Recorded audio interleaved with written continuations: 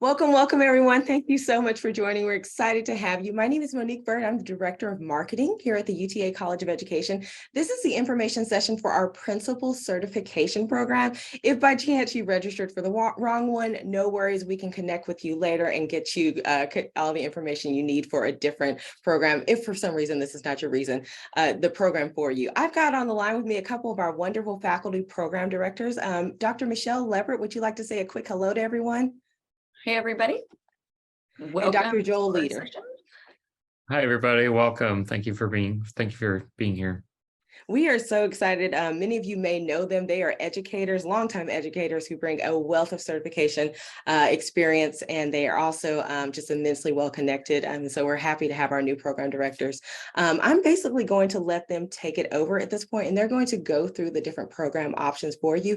If you have any questions, please feel free to put those in the chat. We'll leave time for Q&A at the end. And also, please do note that we are recording. And so if you'd like to leave your camera off and your volume off, we'd be most grateful. So with that, I will turn it over to Dr. Leverett and Dr. Leader.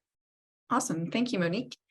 So there are two tracks or two pathways that you can be part of in our principal preparation program. One of them is going to be a place where you can earn an entire degree, and that would be a Master's of Education in Educational Leadership. You can see that on the PowerPoint. And that would be also including your practical experiences with becoming an emerging leader in a K through 12 or pre-K through 12 environment. And then the other option is that if you already hold a master's degree in some area, it doesn't have to be education. You could also apply and sign up to be in our principal certification program, which is allowing you to experience those same emerging leadership positions and roles. And then you would take fewer classes. We'll talk about that in a moment to get you ready to take your certification exams. So if you look, oh, you want to do the next one? You got this? Oh, sure. Yeah. Awesome. Go right ahead. So a little bit more detail about each of those two tracks. So first is our degree seeking track. So this is for students that are interested in taking coursework and obtaining a Master of Education in Educational Leadership and Policy Studies degree, as well as becoming a certified Texas principal. So regardless of our track, you'll notice that when we detail each of these, there are some similarities as well as some differences. Regardless of the track, it's 100% accelerated online coursework. You'll earn your degree while you are completing those principal requirements, which really do provide you that practical leadership experience that Dr. Leverett was talking about, your chance to really dig into the work and apply the theory that you're learning in your academic courses in a real life school context. Now, our degree-seeking students are eligible for financial aid as they are completing their program.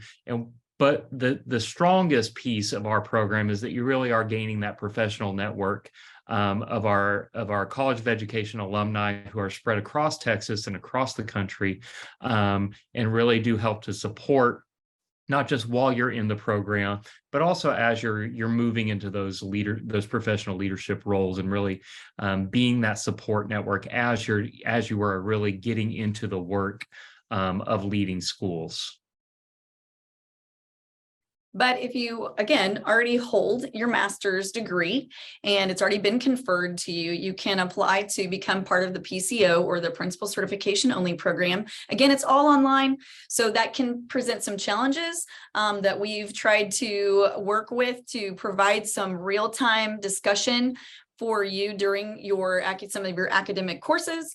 And that, again, is going to still have that practical experience on a campus that you're already employed and have access to.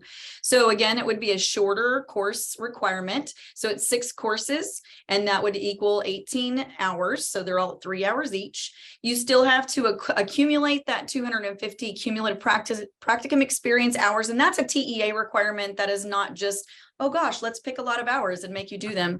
Nope, we are going to go do what TEA asks us to do.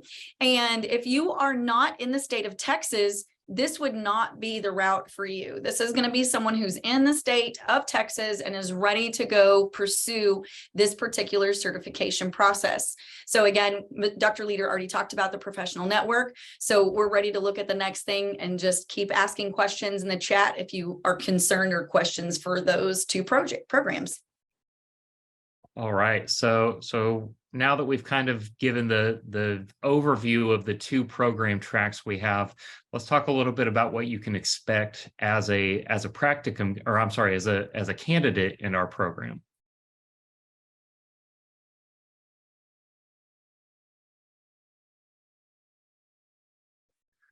All right. So because this one's a long one. I'm gonna let you take that one. Thank you. So we offer a lot of different course learning opportunities for our students to prepare them for the life of the school leader. There are a lot of theoretical classes that we include in our program that really let you learn about what does it mean to be a leader and what are the type of theories that I need to be grounded in so that I am able to contribute and I'm able to effectively lead schools. We want to make sure, of course, that our students are grounded in what educational law, emerging educational law that will impact the role of the school leader, as well as how do you effectively manage the resources that the school district and the campus provide for you, as well as, of course, in 21st century schools, we always have an eye on equity and diversity. How can we make sure that we are reaching and serving all of the various stakeholders that come along with leading a school? What's interesting about this program is really looking at schools from a leadership perspective.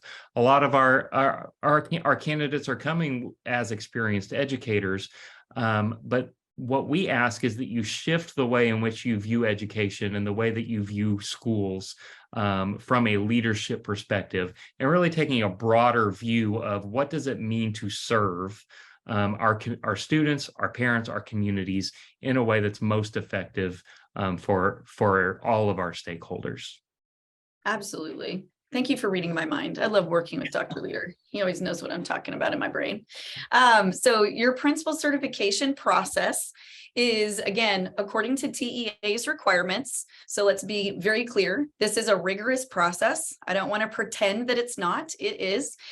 This is for someone who holds a current teaching certificate. They have to have at least 2 years on a credible campus for credible teaching experience. You were the teacher of record on a campus. You would hold a master's degree, whether it would be through our program and you got ready for that and you accomplished it, or if you came with that master's degree and then continued on with that principal certification process. So you would have the 3 courses that will be your practical experience. So it's broken up into 3 chunks or 3 sections. And that would, again, still be on your campus where you are currently employed. Once you're done with that and you have acquired the amount of hours, you've fulfilled all the needs, you've created your portfolio with all of the different documents that you need, your next step would be to take or sit for your 2 exams that are required in the state of Texas, according to TEA. And one of them is called the Principal as an Instructional Leader, the PIL 268. That's what you'll hear it be called. And then the other one is the PASL, or Performance Assessment for School Leaders 368. So those 2 pieces are quite different. And that's part of our program, is to get you ready to understand what is expected of you and how to accomplish passing those 2 exams. All right, so let's talk timelines.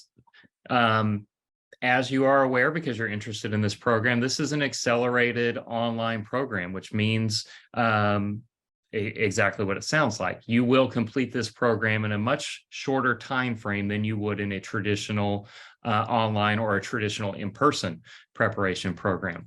On the caveat that comes with that, it is like Dr. Leverett mentioned earlier, it's very intense. It is very accelerated. You'll see that in your program, you'll have 3 15-week practicum experiences, as well as several 7-week shorter classes. that's designed intentionally so that you can accelerate through your theoretical or your academic classes, as we tend to call them, as well as get that breadth of experience in your practicum courses. So we do offer multiple start dates. We understand that the life of the working educator is busy, is hectic, and we want to be as accommodating as possible. So we do allow students to start at several times throughout the calendar year. But you can expect to complete the program in as few as 12 to 14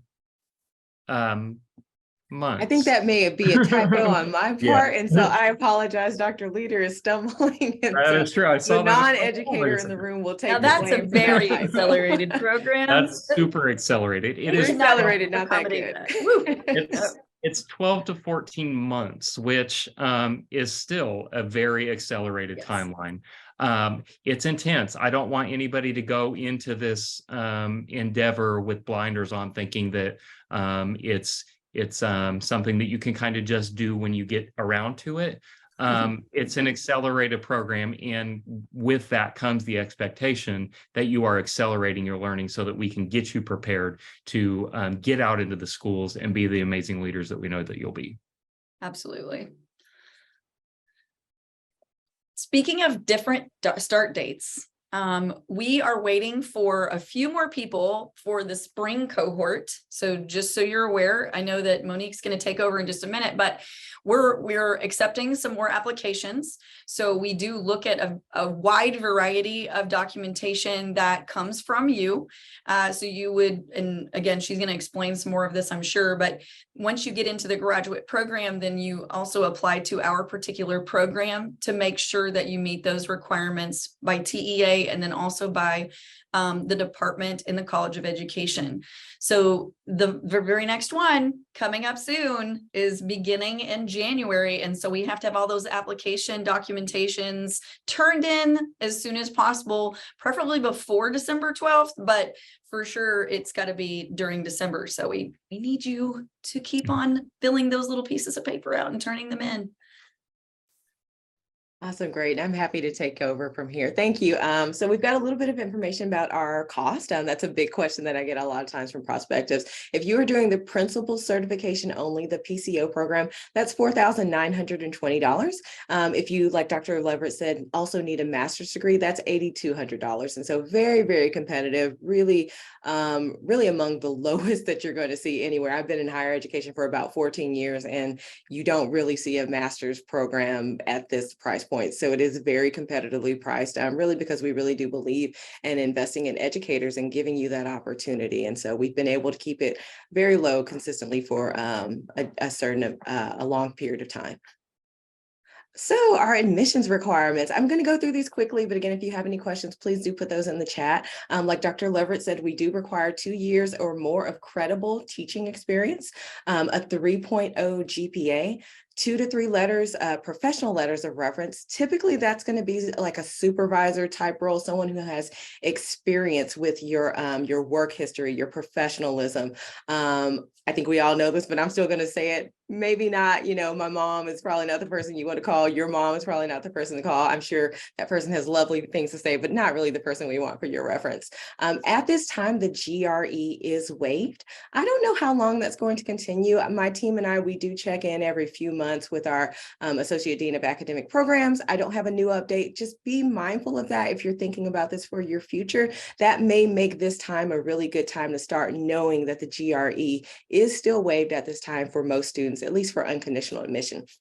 If by chance you don't meet all of those requirements, we do have what's called probationary admission. Basically, you're admitted on a provisionary basis. It's for people who have less than 2 years of experience. And I think Dr. Leverett will hit on that a little bit later. There is an opportunity for you to be admitted. You do have to maintain a 3.0 or better, so a B or better in the first 9 credit hours that you're in school. And that's really for your protection. We do not want people to come through our program.